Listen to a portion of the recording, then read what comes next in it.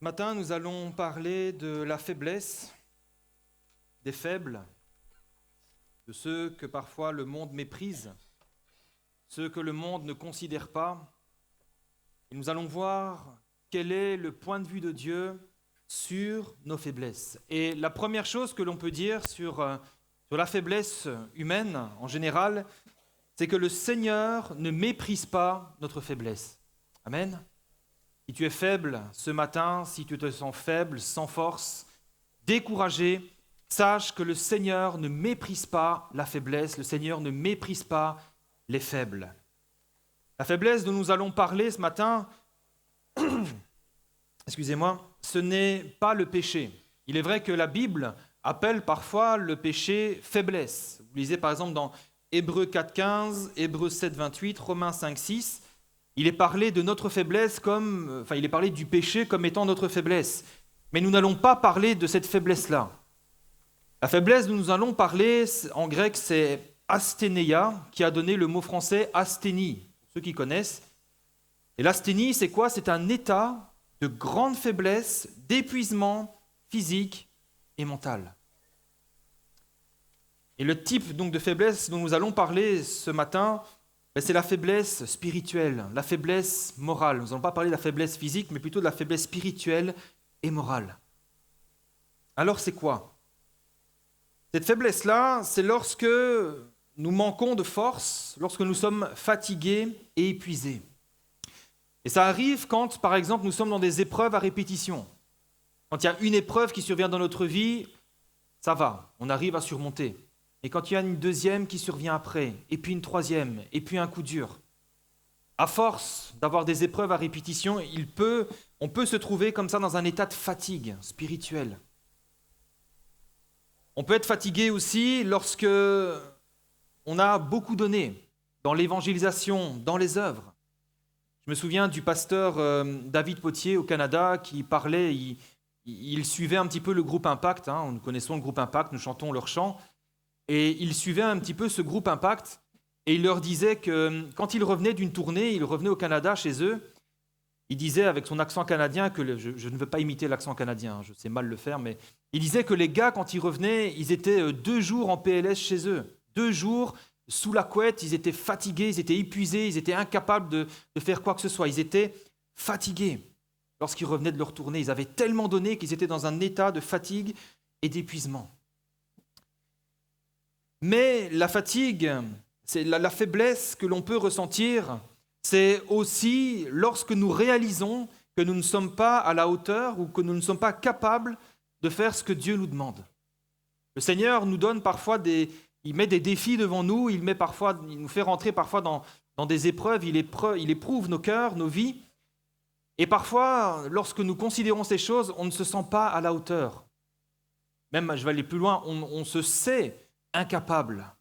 Et là, on peut avoir également ce sentiment de faiblesse. Le Seigneur peut-être se révèle à toi. Le Seigneur te donne une parole. Tu connais quelle est sa volonté. Mais ça te semble tellement fou, tellement improbable, ou alors ça te fait tellement peur que tu ne t'y engages pas. Parce que tu as peur, parce que tu es dans la crainte, parce que tu te dis « mais ce n'est pas possible, Seigneur, que tu aies pensé à moi pour faire telle chose. Ce n'est pas possible. » Vous savez, dans les camps de jeunesse, je suis allé dans des camps de jeunesse, j'étais jeune aussi, et j'ai chanté beaucoup de chants. Et on chante des chants où on dit « Seigneur, je te suivrai ». On chante des chants où on dit « Seigneur, je te donne ma vie, je te donne mon cœur, fais ce qu'il te plaît de moi ». On chante « Seigneur, je veux te servir et je te servirai toute ma vie ». Et on chante ces chants de tout notre cœur. Pas que dans les camps de jeunesse aussi, ici, mais je prends cet exemple-là pour peut-être pour des jeunes qui chantent ces chants-là de tout leur cœur. Vous savez, le problème, entre guillemets, c'est que Dieu entend. Dieu, il entend. Et Dieu, il considère ce que nous chantons, ce que nous proclamons. Dieu, il le considère et Dieu, il nous prend au sérieux. Et il vient un moment où il nous appelle. Il vient un moment où il nous rappelle ce que nous avons chanté, ce que nous avons proclamé. Et il nous appelle à le servir. Il nous appelle. Et souvent, le premier sentiment dans ce moment-là, ce n'est pas vraiment la joie, c'est plutôt la peur, la crainte. On a peur. Je me souviens quand le Seigneur m'a appelé, Moi qui avais chanté ces chants de tout mon cœur, moi qui avais fait tant de fois ces prières en disant « Seigneur, je veux te servir, je veux te servir », quand le Seigneur nous prend au mot et que son temps est venu, je peux vous assurer que, bon, il y a quand même une part de joie, mais il y a quand même une grande part de crainte. Il y a quand même une grande part de crainte. Et on se retrouve dans cet état de faiblesse, parce que Dieu nous a pris au sérieux, et nous, on se sait incapable. Nous, on se sait incapable. Souvent, on a parfois une image un petit peu, je vais dire, romantique du service pour Dieu. On s'est dit, ça va être formidable, ça va être comme ceci, comme cela. Sauf que quand le Seigneur nous appelle, quand le Seigneur nous montre les défis que nous avons à relever, souvent, c'est la crainte, c'est la peur, et on se trouve dans cet état de faiblesse. Et cet état de faiblesse, il nous concerne tous et toutes. Il nous concerne tous et toutes. C'est une réalité à laquelle nous sommes tous et toutes confrontés tôt ou tard. Ça nous concerne tous. Alors, ce que nous devons savoir au sujet de la faiblesse, puisque c'est un sujet qui va nous concerner tous tôt ou tard, ou qui nous a déjà concernés, ou peut-être qui te concerne maintenant, parce que tu passes par un temps de faiblesse, nous devons savoir deux choses que nous allons développer. La première chose, c'est que la faiblesse, cet état peut-être de découragement, cet état de peur, cet état de fatigue, ce n'est pas quelque chose d'anormal. Ce n'est pas quelque chose d'anormal. Ce n'est pas un péché. Ce n'est pas un péché. Il y en a qui culpabilisent dès qu'ils sentent qu'ils sont un petit peu faibles dans la foi. Quand ils ont peur, ils culpabilisent en se disant « mais je fâche le Seigneur » ou alors c'est comme si je méprisais le Seigneur. Il a tant fait pour moi et puis là, il m'appelle, j'ai peur, il me montre. Voilà, j'ai toujours dit que je voulais le servir. Maintenant qu'il m'appelle à le servir, j'ai peur. Je suis dans la crainte. Et il y en a qui culpabilisent. Ne culpabilise pas mon frère, ne culpabilise pas ma sœur. Cette crainte, cette faiblesse, cette peur, c'est normal. Alléluia, c'est normal, nous sommes humains. Et la deuxième chose, c'est que ce qu'on disait en introduction, Dieu ne méprise pas le faible. Dans ton état de faiblesse, dans ton état de découragement, dans ton état de peur, de crainte, le Seigneur ne va pas te mépriser. Le Seigneur n'a pas de mépris ou de reproche à te faire, au contraire. Le Seigneur encourage le faible. Le Seigneur fortifie le faible. Le Seigneur relève le faible. Et peut-être le plus important, le Seigneur porte le faible. Quand tu n'as plus de force, quand tu es incapable de marcher, le Seigneur te porte. Il y a ce poème, c'est un poète brésilien, certainement vous le connaissez, il s'appelle donc Ademar de Barros, et il a fait ce poème. Et il dit, je cite, il dit « Cette nuit, j'ai eu un songe. Je cheminais sur la plage accompagné du Seigneur, et des traces sur le sable rappelaient le parcours de ma vie. Les pas du Seigneur et les miens, côte à côte. Ainsi, nous avancions tous deux jusqu'à la fin du voyage. » Quand il regarde derrière, il voit qu'il y a deux paires de traces de pas, les siennes et celui du Seigneur. Et il dit parfois, une empreinte unique était marquée. C'était la trace des jours les plus difficiles, des jours de plus grande angoisse, de plus grande peur et de plus grande douleur. J'ai appelé, Seigneur, tu as dit que tu étais avec moi tous les jours de ma vie. J'ai accepté de vivre avec toi. Pourquoi m'avoir laissé seul au pire moment? Pourquoi m'as-tu abandonné au pire moment? Pourquoi est-ce que je ne vois qu'une seule trace de pas et pas deux? Et il m'a répondu, mon fils ou ma fille, je te l'ai dit, je serai avec toi tout au long de la route. Tous les jours de ta vie, je serai avec toi. Je ne t'abandonne pas, je ne te délaisserai pas. J'ai promis de ne pas te quitter. T'ai-je abandonné? Quand tu ne vois qu'une trace sur le sable, c'est que ce jour-là, c'est moi qui t'ai porté. Amen. Voilà qui est notre Dieu. Voilà comment le Seigneur traite celui qui est faible, celui qui manque de force, celui qui est découragé. Si le monde considère la faiblesse comme un défaut, le Seigneur la considère comme notre plus grande force. Ça peut paraître bizarre, mais le monde méprise la faiblesse. Le monde voit la faiblesse comme un défaut, Le Seigneur voit notre faiblesse comme notre plus grande force. Pourquoi ? Parce qu'il est écrit, le Seigneur lui-même a dit, « Ma puissance s'accomplit dans la faiblesse. » Ma puissance s'accomplit dans la faiblesse. Et plus tard, l'apôtre Paul dira, alors, quand je suis faible, c'est seulement alors bien que je suis fort. Amen. Ma puissance, dit le Seigneur, s'accomplit dans la faiblesse. La version Sommer dit que c'est dans la faiblesse que ma puissance se manifeste pleinement, que ma puissance devient complète, parfaite.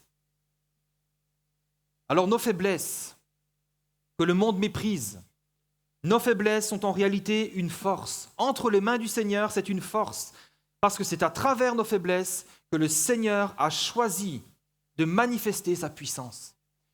Nos faiblesses, c'est le canal que Dieu choisit pour déverser pleinement et parfaitement toute sa puissance. Et c'est aussi donc en manifestant sa puissance dans nos faiblesses que Dieu est glorifié. Personne ne peut se glorifier de lui-même lorsque le Seigneur manifeste sa puissance dans sa faiblesse. Et c'est pour cela d'ailleurs que le Seigneur choisit les faibles, que le Seigneur choisit ceux que le monde méprise, parce qu'il sait que ce sont précisément les faibles, que ce sont précisément ceux-là dans lesquels le Seigneur pourra déverser pleinement sa puissance et qu'il sera pleinement, lui, en retour, glorifié. Dans 1 Corinthiens chapitre 1, versets 26 à 29, l'apôtre dit « Considérez, frères et sœurs, que parmi vous qui avez été appelés, il n'y en a ni beaucoup de sages selon la chair, ni beaucoup de puissants, ni beaucoup de nobles. Mais Dieu a choisi les choses folles du monde pour confondre les sages. Dieu a choisi les choses faibles du monde pour confondre les fortes. » Alléluia. Et Dieu a choisi les choses viles du monde, celles qu'on méprise, celles qui ne sont point, pour réduire à néant celles qui sont, afin que personne ne se glorifie devant Dieu. Il n'y a que dans nos faiblesses que le Seigneur pourra manifester pleinement sa puissance et que nous serons forts, non par la chair, mais par la puissance de Dieu. Gloire au Seigneur. Alors notre faiblesse ne nous disqualifie pas devant Dieu. Notre faiblesse ne nous disqualifie pas devant Dieu. Combien de fois, nous allons le voir dans quelques exemples ici, combien de fois on se dit « Mais Seigneur, c'est pas possible, tu t'es trompé en me choisissant. Je ne suis pas capable, je ne suis pas à la hauteur. » Nos faiblesses ne sont pas un critère qui nous disqualifie devant Dieu. Donc que personne ne s'imagine que parce qu'il est faible, parce qu'il ne se sent pas capable, Dieu ne s'intéresse pas à lui ou que Dieu l'oublie. Au contraire, nous l'avons lu, Dieu a choisi les choses faibles du monde pour confondre les fortes. Alors quand Dieu nous appelle, et je ne parle pas que de l'appel au ministère, l'appel de Dieu ne concerne pas que le ministère pastoral. Quand Dieu nous appelle, Dieu peut nous appeler simplement à aller parler à quelqu'un. Le Seigneur peut nous appeler à faire une tâche dans l'église ou autre. Quand le Seigneur nous appelle à le servir, quelle que soit la nature de son appel, un des premiers sentiments, c'est la crainte, c'est la peur. Parce que nous sommes, quelque part, ça met en évidence notre faiblesse. Et on se dit, mais qu'est-ce que je vais lui dire ? Seigneur, tu m'appelles à aller parler à mon voisin, tu m'appelles à parler à mon collègue, mais qu'est-ce que je vais lui dire ? Comment est-ce que je vais lui parler de toi ? Comment je vais l'approcher ? Est-ce qu'il ne va pas me rire au nez ? Comment est-ce qu'il va réagir ? Est-ce qu'il ne va pas me mépriser ? Est-ce qu'il ne va pas me rejeter ? Toutes ces choses. Et on se dit, et s'il me répond quelque chose auquel je ne sais pas répondre, comment est-ce que je vais faire ? Et pour une tâche dans l'église, on peut se dire, mais Seigneur, comment est-ce que je vais faire ? Comment est-ce que je vais faire ? Il y a tellement de personnes qui sont plus capables que moi, qui sont meilleures que moi, qui sont plus saintes que moi, qui prient mieux que moi. Comment est-ce que je vais faire, Seigneur ? Et voyez-vous, c'est normal d'avoir ce genre de sentiment et d'avoir ce genre de réaction. C'est normal. Tant d'hommes et de femmes de Dieu ont eu cette même réaction lorsque le Seigneur les a appelés. Regardez par exemple Gédéon. Premier exemple, Gédéon. Gédéon, dans Juges, chapitre 6, versets 12 et 16 à 16. L'ange de l'Éternel lui apparaît et il lui dit « L'Éternel est avec toi, vaillant héros. » Et Gédéon lui dit « Ah, mon Seigneur, Si l'Éternel est avec nous, pourquoi toutes ces choses nous sont-elles arrivées? Et où sont tous ces prodiges que nos pères nous racontent quand ils disent l'Éternel ne nous a-t-il pas fait monter hors d'Égypte? Maintenant l'Éternel nous abandonne et il nous livre entre les mains de Madian. L'Éternel se tourna vers lui et dit, va avec cette force que tu as et délivre Israël de la main de Madian. N'est-ce pas moi qui t'envoie? L'appel de Dieu est clair. Et Gédéon lui dit, ah mon Seigneur, avec quoi délivrerai-je Israël? Voici, ma famille est la plus pauvre en Manassé et je suis le plus petit dans la maison de mon père. Et l'Éternel, qu'est-ce qu'il lui répond? Il lui dit, mais je serai avec toi et tu battras Madian comme un seul homme. Le Seigneur appelle Gédéon à délivrer le peuple de la main de Madian. Et la première réaction de Gédéon, c'est quoi? Peut-être que Gédéon nourrissait dans son cœur de servir le Seigneur. Et quand le Seigneur l'appelle, quelle est sa réaction? Seigneur. Il lui dit, Seigneur, tu es ce Dieu de grâce, tu es ce grand Dieu, mais tu fais toutes choses parfaitement. Mais là, je pense qu'il y a une petite coquille, je crois que tu t'es trompé. Je ne suis pas la bonne personne. Je suis le plus pauvre de Manassé et je suis le plus petit. Il n'y a rien pour moi, il n'y a rien en ma faveur. Et c'est ce qu'il dit, avec quoi je délivrerai Israël? Ma famille est la plus petite et je suis le plus pauvre. Enfin, non, ma famille est la plus pauvre, pardon, et je suis le plus petit dans la maison de mon père. Certainement qu'il avait raison. Humainement parlant, Gédéon n'avait peut-être rien sur quoi s'appuyer, aucune ressource pour accomplir ce que Dieu lui demande de faire. Gédéon, humainement, est faible. Et quand Dieu l'appelle, il fait le constat de sa faiblesse. Et si on devait choisir quelqu'un pour délivrer Israël de l'oppresseur, certainement, personne n'aurait misé sur Gédéon. Personne. Personne. Alors, quand Gédéon énumère toutes ses faiblesses, lorsqu'il dit « Seigneur, je suis le plus petit, ma famille est la plus pauvre, je ne suis pas capable », qu'est-ce que le Seigneur va lui répondre?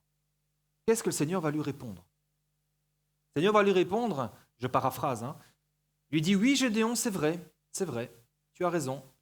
Ta famille est la plus pauvre, toi tu es le plus petit. » Et le Seigneur ajoute « mais ». Il lui dit « Ce que tu dis est vrai, tu es faible, mais je serai avec toi. Je serai avec toi.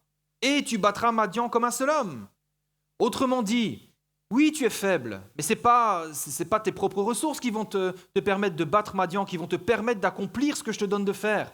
C'est parce que je suis avec toi que tu battras Madian. C'est parce que je suis avec toi. Il lui dit, oui, tu es faible, mais néanmoins, parce que je suis avec toi, tu battras Madian, tu seras vainqueur et tu marcheras dans la victoire. Alléluia. Deuxième exemple, Moïse. Dans Exode, chapitre 3, verset 10. Peut-être qu'on pourrait afficher les versets. J'aime bien comment ces versets, comment ce texte est structuré, parce qu'on a vraiment les trois phases. Exode 3, chapitre 10. Exode 3, versets 10 et 12. 10 à 12. Le Seigneur envoie Moïse délivrer son peuple et il lui dit « Maintenant va, je t'enverrai auprès de Pharaon et tu feras sortir d'Égypte mon peuple, les enfants d'Israël. » Le Seigneur appelle Moïse. Et quelle est sa réaction? Au verset 11, Moïse dit à Dieu, même réaction que Gédéon, « Qui suis-je pour aller vers Pharaon et pour faire sortir les enfants d'Israël ?» À la suite de l'appel de Dieu, Moïse fait aussi le constat de sa faiblesse. « Qui suis-je pour faire ce que tu me demandes? Je suis qui? Je suis qui, Seigneur ?» Et Dieu va lui donner exactement la même réponse qu'à Gédéon. Et nous le voyons là, qu'est-ce qu'il est écrit? « Je serai avec toi. » Amen. Je serai avec toi. Le Seigneur ne nie pas que Moïse est faible. Il lui dit juste, je serai avec toi. Il lui dit, ta faiblesse n'est pas un obstacle pour moi. Ce n'est pas parce que tu fais le constat de ta faiblesse que ça va nuire à l'accomplissement de mes plans pour toi. Moïse est choisi par Dieu. Et il est choisi par Dieu avec ses faiblesses, pour que Dieu manifeste sa puissance à travers ses faiblesses et que Dieu soit pleinement glorifié à travers les faiblesses de Moïse. Dernier exemple, c'est Jérémie.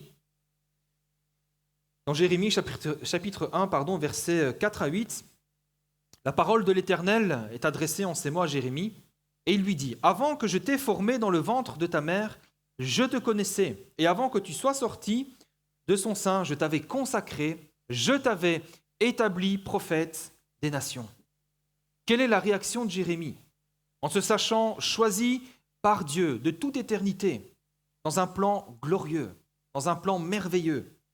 Quelle est la réaction de Jérémie au verset 6 ? Il répondit, « Ah Seigneur éternel, voici, je ne sais point parler, car je suis un enfant. » Même réaction. Devant l'appel de Dieu, Jérémie fait aussi le constat de sa faiblesse. « Je ne suis pas capable. Je ne peux pas, Seigneur. Je suis trop faible, je suis trop jeune. Je ne sais pas parler. Comment feront-ils pour m'écouter? Je suis tout jeune, je suis tout petit, je suis un enfant. » Qu'est-ce que le Seigneur va lui répondre? Il va lui répondre la même réponse que pour Gédéon et Moïse. L'Éternel me dit, ne dis pas, je suis un enfant. Ne regarde pas ta faiblesse, ne regarde pas ton jeune âge, car tu iras vers tous ceux auprès de qui je t'enverrai, et tu diras tout ce que je t'ordonnerai. Ne les crains pas, car je suis avec toi pour te délivrer, dit l'Éternel. Je suis avec toi. Tu es faible, tu es petit, tu es jeune, tu ne sais pas parler, mais je suis avec toi pour te délivrer et pour te donner le succès dans l'appel que j'ai mis sur ta vie. Le jeune âge de Jérémie, sa faiblesse n'était absolument pas un défaut ou un obstacle au plan de Dieu, mais un moyen que Dieu allait utiliser pour manifester sa puissance. Amen. Nos faiblesses, nos craintes, nos peurs ne sont pas un obstacle à l'accomplissement du plan de Dieu pour nous. Quel est le point commun entre ces trois personnages? Le premier point commun, c'est leur réaction. C'est leur réaction. C'est un aveu de faiblesse. L'aveu de faiblesse face à l'appel de Dieu, face au défi qui est devant eux, face à la tâche qu'ils ont à accomplir. Premier point commun, c'est leur réaction, un aveu de faiblesse. Et l'autre point commun, c'est la réponse du Seigneur. Comment le Seigneur va-t-il réagir à cet aveu de faiblesse qui est réel, qui est vrai? Le Seigneur va répondre systématiquement la même chose. Je suis avec toi. Je suis avec toi. Le choix de Dieu, frères et sœurs et amis, le choix de Dieu sur nos vies n'est pas déterminé en fonction de nos qualités ou en fonction de nos défauts, en fonction de nos forces ou en fonction de nos faiblesses, mais en fonction du choix souverain, sage de Dieu. Amen. Le Seigneur ne nous choisit pas en fonction de nos forces et il ne nous disqualifie pas en fonction de nos faiblesses. Le Seigneur nous choisit, point. Nous n'avons pas d'autre raisonnement à avoir. Le Seigneur nous choisit. Et quand il nous a choisis, il est avec nous. Il est avec nous. Et c'est ça qui va nous garantir le succès. C'est ça qui va nous garantir la réussite. C'est parce qu'il est avec nous. Ce n'est ni nos forces, ni nos faiblesses, mais parce qu'il est avec nous. Le Seigneur ne nous abandonnera jamais à cause de nos faiblesses. Jamais le Seigneur va dire « Bon sang, je m'étais trompé sur toi. Je n'avais pas vu à quel point tu étais faible. Je n'avais pas vu à quel point tu étais nul. » Ça, ce n'est pas un raisonnement divin, ça. Ça, c'est peut-être un raisonnement d'homme. Certainement, c'est un raisonnement d'homme. Dieu ne raisonne pas comme ça. Au contraire, le Seigneur veut manifester sa puissance et se glorifier dans nos faiblesses. Il ne les méprise pas, mais il les utilise comme des canaux à travers lesquels il déverse pleinement sa puissance. Si le Seigneur est avec nous, qui sera contre nous? Qui? Moïse, Gédéon, Jérémie, ils ont tous les trois eu des vies couronnées de succès. Gédéon a vaincu Madian. Moïse a délivré le peuple. Jérémie a prononcé les oracles du Seigneur. Et ils ont tous les trois eu une vie couronnée de succès. Pourquoi? Non pas à cause de leur faiblesse, non pas à cause de leur force, mais parce que le Seigneur était avec eux dans leur faiblesse. Amen. Dans tes faiblesses, mon frère, ma sœur, dans tes faiblesses, le Seigneur est avec toi. Le Seigneur te mène à la victoire, parce que sa puissance s'accomplit dans la faiblesse. Si nos faiblesses ne sont jamais un obstacle pour le Seigneur, Parfois, elles sont un obstacle pour nous. Elles sont un obstacle pour nous. Le problème, vous savez, ce n'est pas d'être faible. Le problème, ce n'est pas d'avoir des faiblesses. Le problème, c'est de se laisser arrêter par nos faiblesses. Le problème, ce n'est pas d'être faible. Le problème, ce n'est pas d'avoir des défauts. Le problème, ce n'est pas d'être incapable. Le problème, c'est de se laisser arrêter par nos incapacités. Combien d'hommes et de femmes ne sont-ils jamais entrés dans le plan de Dieu pour leur vie parce qu'ils avaient peur, parce qu'ils se sont laissés arrêter par la peur, par la crainte. Ils se sont dit « je ne pourrai pas, je n'en suis pas capable ».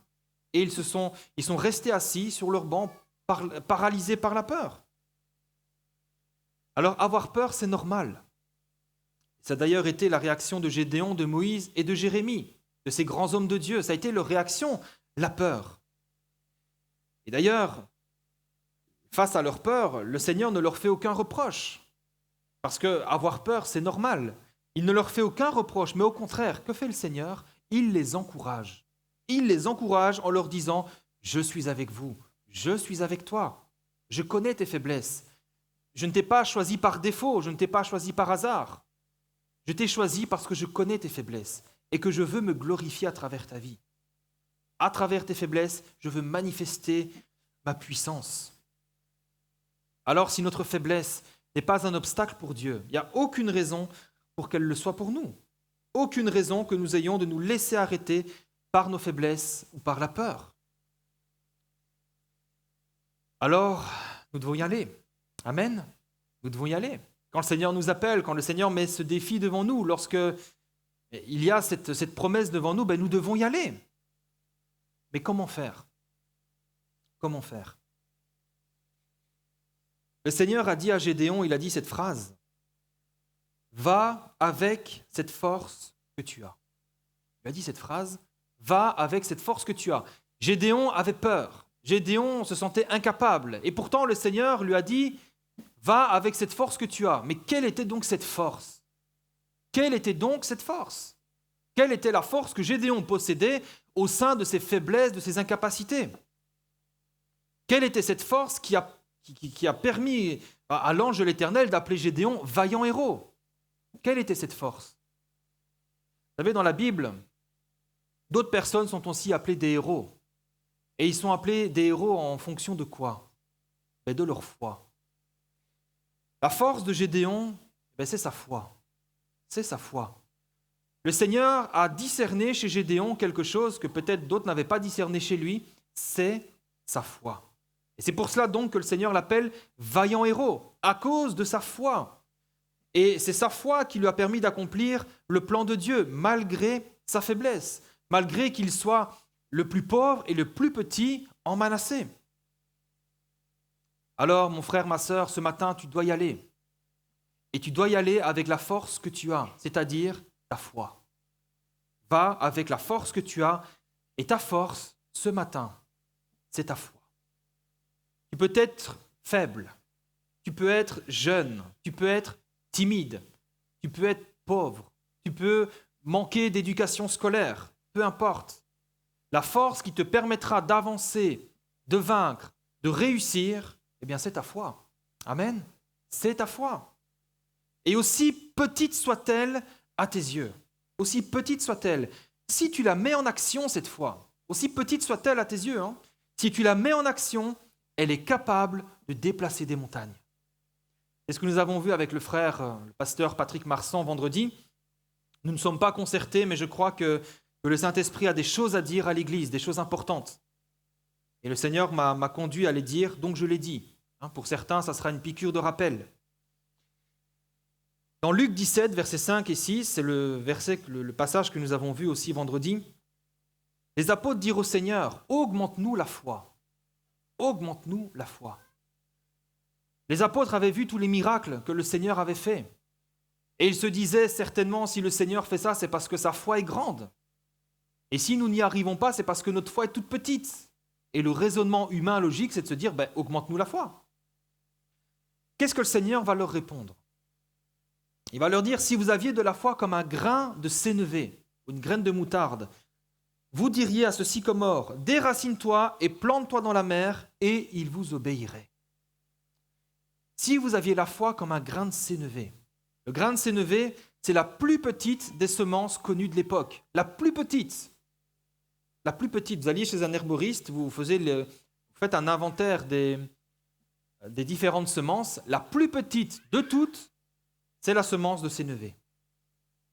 Qu'est-ce que le Seigneur dit à propos de cette semence de sénévé ? Il dit, si vous avez la foi comme cette semence de sénévé. Le Seigneur leur dit, dans Matthieu 13, verset 31, il propose une parabole et il dit que le royaume des cieux est semblable à un grain de sénévé qu'un homme a pris et semé dans son champ. C'est la plus petite de toutes les semences. Mais quand il a poussé, il est plus grand que les légumes et devient un arbre, de sorte que les oiseaux du ciel viennent habiter dans ses branches. Une graine de sénévé, c'est tout petit, c'est minuscule. Quelque part, c'est méprisable. Vous voyez ça, je pense que même on ne la voit pas tellement elle est petite. C'est difficile de s'imaginer qu'une si petite chose, aussi insignifiante, une chose qui en apparence n'a aucune force, quelque chose de tellement petit, de tellement faible, peut devenir un arbre fort, puissant, qui abrite les oiseaux. C'est inimaginable. Mais pour que cette graine devienne un arbre, il faut une chose, il faut la planter. D'accord avec moi ? Si vous laissez la graine sur le plan de travail, si vous la laissez dans un bac comme ça, elle ne produira jamais rien. Mais si vous prenez cette petite graine si faible, si fragile, que vous la mettez en terre, avec le temps, elle deviendra un arbre fort et puissant. Et bien pour la foi, c'est pareil. Aussi petite soit-elle, si tu la laisses de côté, si tu ne la mets pas en action, elle ne produira rien.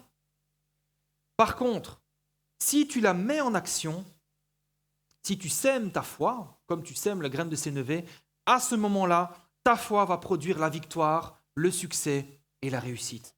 Amen. La foi n'a pas besoin d'être grande, d'être volumineuse, d'être ostentatoire, d'être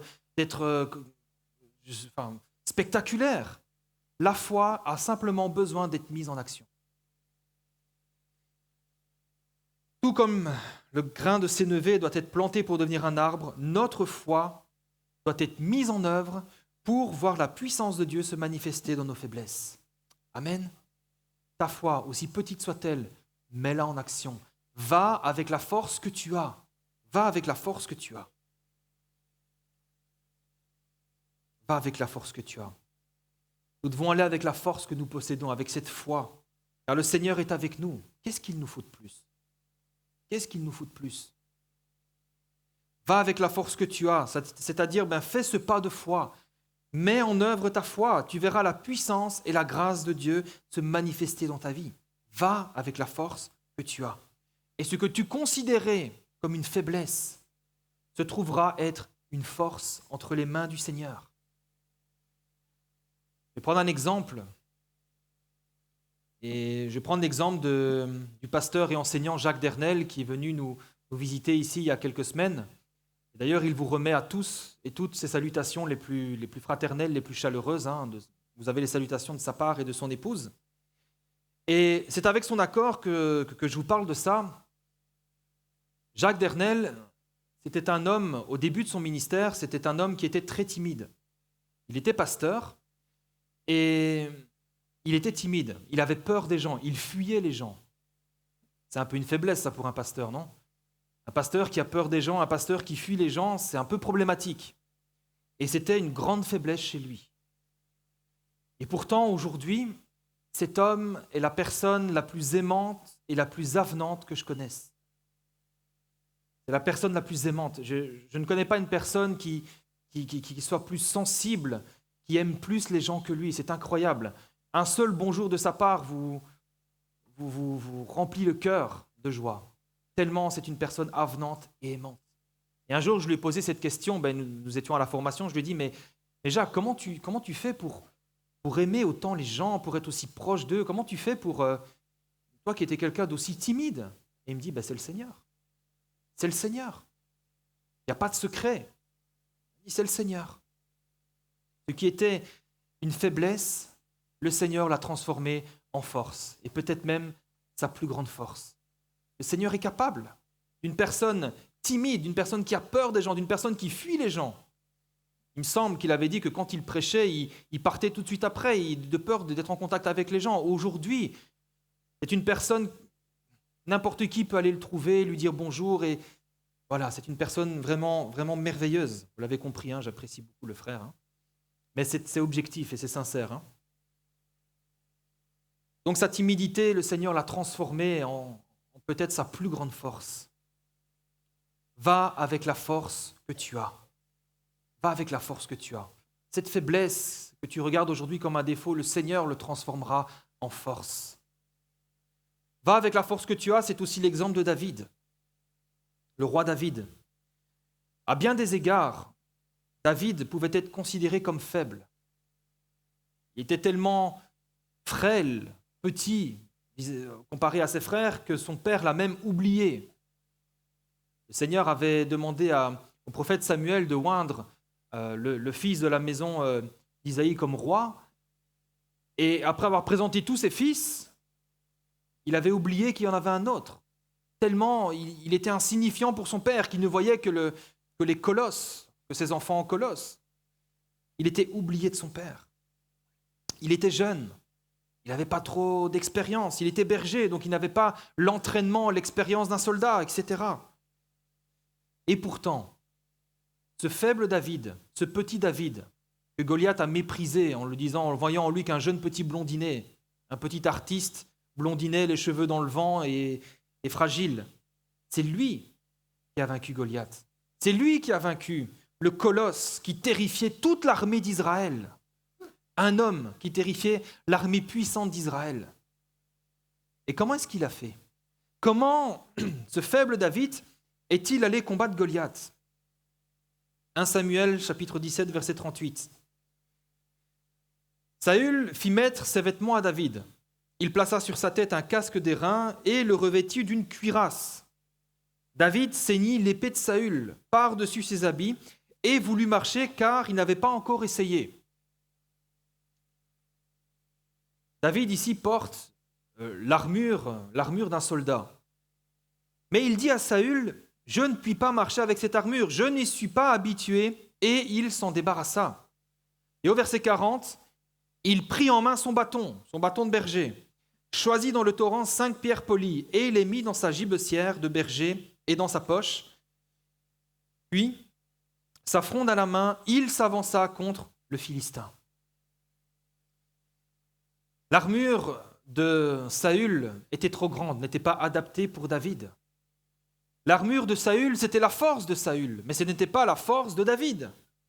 Et en essayant de porter une armure qui n'était pas la sienne, en essayant de prendre une force qui n'était pas à lui, qui n'était pas la sienne, David ne pouvait même plus marcher.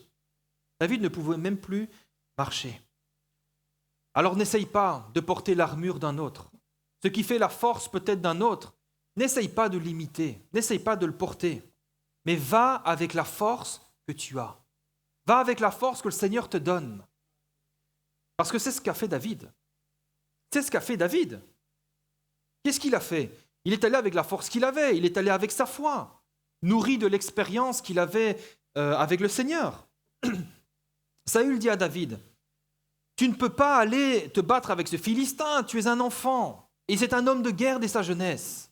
Tu ne peux pas, tu es trop petit, tu es un petit berger qui chante des cantiques dans les champs avec tes brebis, tu ne peux pas. » Qu'est-ce que répond David? « L'Éternel qui m'a délivré de la griffe du lion et de la patte de l'ours me délivrera aussi de la main de ce Philistin. » Ici, David raconte l'expérience qu'il avait eue avec le Seigneur. Il démontre sa foi. Sa force à David, c'est quoi? Ce n'était pas l'armure, ce n'était pas l'épée, c'était sa foi. Et là, il proclame quelle est sa foi. Le Seigneur m'a déjà délivré de l'ours et du lion, il va me délivrer aussi de ce Philistin. Et Saül dit à David, et il lui dit la même chose que ce que l'Éternel a dit à Gédéon, à Moïse et à Jérémie. Il lui dit, va, et que l'Éternel soit avec toi. Va, et que l'Éternel soit avec toi. Et ce qui a permis à David de vaincre Goliath, c'est quoi? Ce n'est pas l'épée de Saül, ce n'est pas l'armure de Saül, ce n'est pas le casque de Saül, mais c'est sa foi. C'est sa foi. 1 Samuel, chapitre 17, verset 47, il est dit que c'est ni par l'épée, ni par la lance que l'Éternel sauve, que l'Éternel délivre, car la victoire appartient à l'Éternel. C'est comme il est écrit ici derrière. Pardon.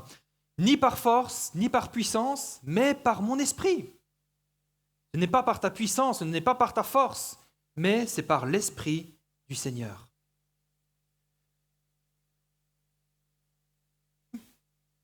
« 1 Samuel 17, verset 50. Ainsi, avec une fronde et une pierre, David fut plus fort que le Philistin. Il le terrassa, lui ôta la vie, sans avoir d'épée à la main. » Il est allé avec la force qu'il avait. Il est allé avec cette force qu'il avait. Cette expérience de berger que le Seigneur lui avait permis d'acquérir. Il est allé avec la force qu'il avait. Et vous savez quoi? Ça a été suffisant. Ça a été suffisant.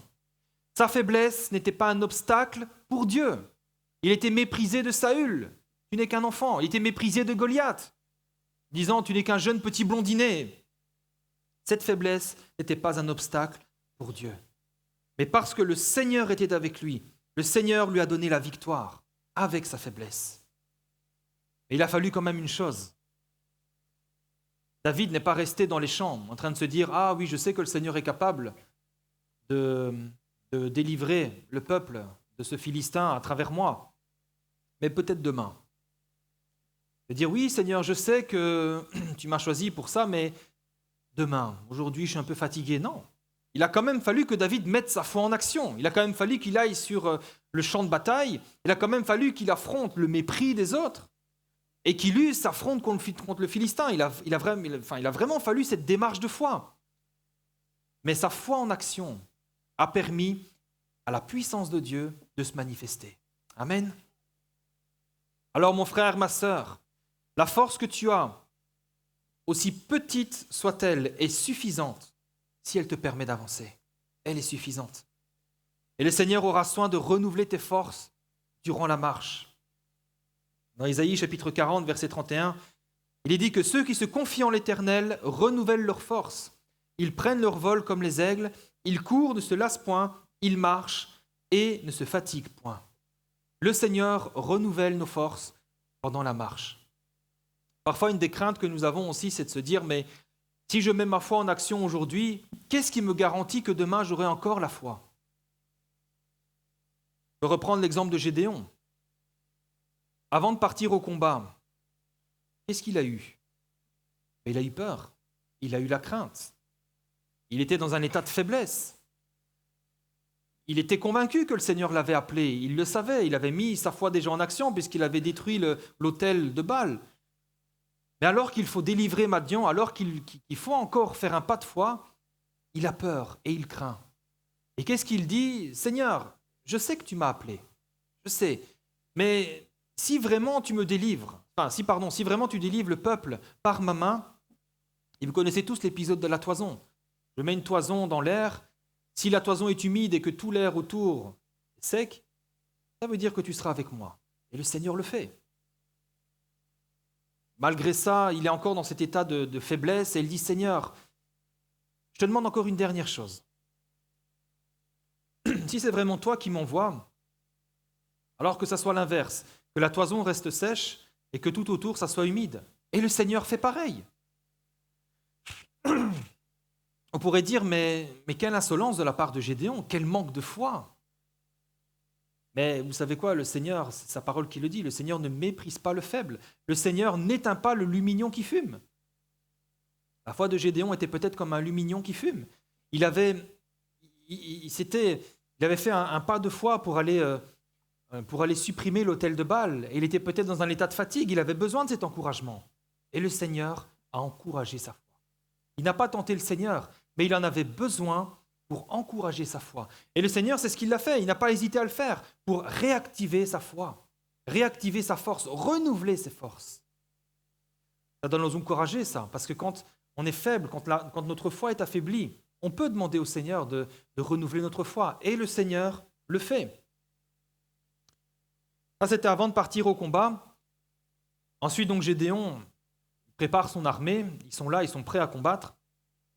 Et juste avant de lancer l'attaque, l'Éternel dit à Gédéon une dernière chose pendant la nuit. Il lui dit, lève-toi, descends au camp, car je l'ai livré entre tes mains. Je dis, très bien, Gédéon a sa foi renouvelée, avec sa foi, il va y aller. Mais au verset 10, regardez comment le Seigneur est prévenant, aimant, comment le Seigneur ne méprise pas le faible. Il lui dit, si tu crains de descendre, si dans ton cœur il y a encore un petit peu de crainte, parce que le défi te semble trop grand, il dit, si tu crains de descendre, descends-y avec Pura, ton serviteur, tu écouteras ce qu'ils diront, et après cela, tes mains seront fortifiées. Descends donc au camp. Et donc il descend, il entend les serviteurs parler, ça fortifie sa foi, il va, il combat, et il a la victoire. Ça nous montre que on ne doit pas culpabiliser, on ne doit pas non plus se décourager si nous manquons de foi. Le Seigneur connaît ces choses, le Seigneur voit ces choses. Mais si nous manquons de foi, si nous sommes faibles dans la foi, nous devons nous tourner vers Dieu. Vous savez, Gédéon, il était faible quant à la foi, et qu'est-ce qu'il a fait? Et il s'est tourné vers Dieu. Il a parlé au Seigneur, il lui a dit, Seigneur, tu vois mon manque de foi. Fais ceci, fais cela pour me montrer que tu es avec moi. Et le Seigneur le fait. On ne doit pas se culpabiliser, on ne doit pas se décourager si nous manquons de foi. Mais nous devons nous tourner vers Dieu. Parce que le Seigneur ne méprise pas le manque de foi, ni la faiblesse dans la foi. Le Seigneur Jésus, il est le chef et le consommateur de la foi. C'est lui qui donne la foi. Amen. C'est lui qui donne la foi. C'est encore lui qui fortifie notre foi. Et c'est lui qui mène notre foi à la perfection. Regardez ce qu'il a fait avec Gédéon. Il lui a donné la foi, il a fortifié sa foi et il a mené sa foi à la perfection de telle manière à ce que Gédéon, par la foi, a vaincu Madian avec une armée de 300 personnes. Hébreux 12, verset 2, version du Sommeur, nous dit « Gardons les yeux fixés sur Jésus. Gardons les yeux fixés sur Jésus, qui nous a ouvert le chemin de la foi et qui la porte à la perfection. » Gardons les yeux fixés sur Jésus. Garder les yeux fixés, en grec, c'est aphorao, qui signifie littéralement détourner nos yeux de quelque chose pour les tourner sur autre chose. Ça veut dire, détourne ton regard de tes faiblesses, détourne ton regard de ton manque de foi, tourne-les vers le Seigneur. Prie le Seigneur, demande-lui, intercède. Il va renouveler tes forces. Il ouvre le chemin de la foi et il l'amène à la perfection.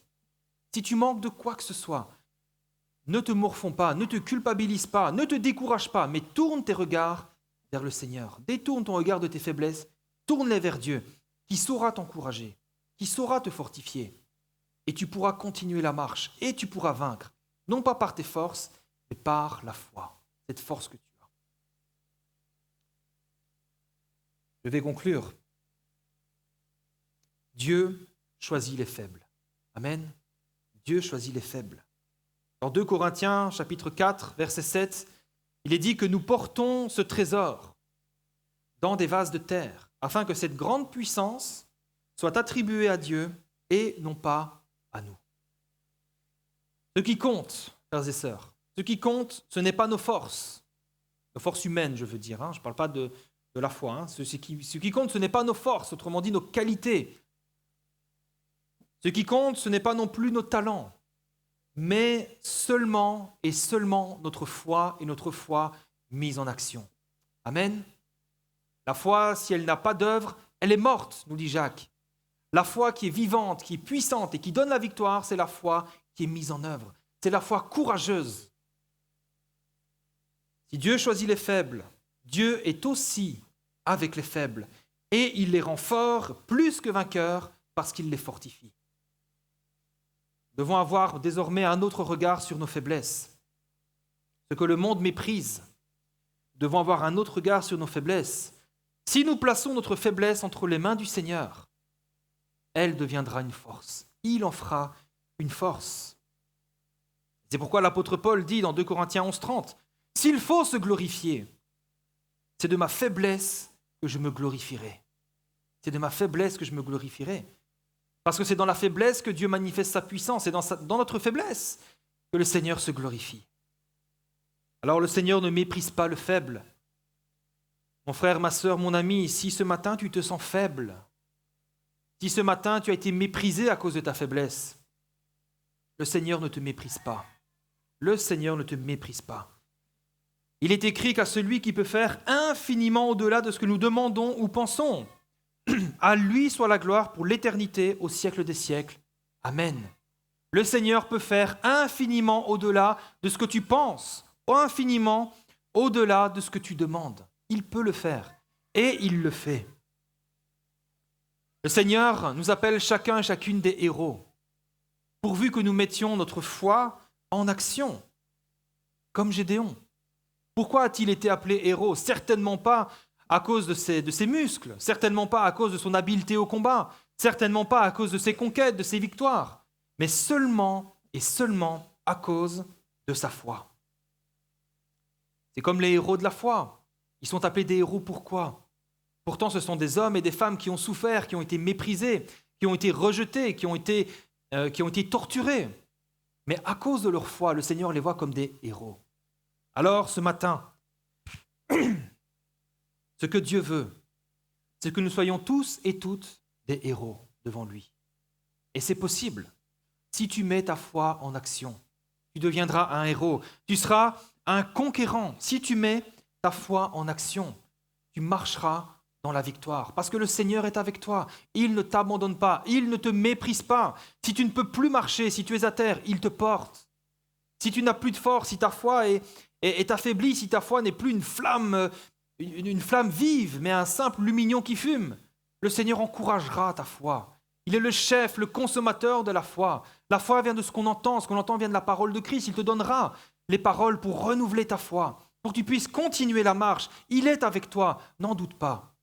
Tes faiblesses ne sont pas des obstacles à l'accomplissement de Dieu dans ta vie, accomplissement des grâces et du plan de Dieu dans ta vie. Alors, que tu aies la faible foi de Gédéon, que tu aies la foi conquérante de David ou la foi d'Abraham, sois ce héros ce matin. Mets ta foi en action. Il est ta force et tu seras vainqueur parce qu'il est avec toi. Amen.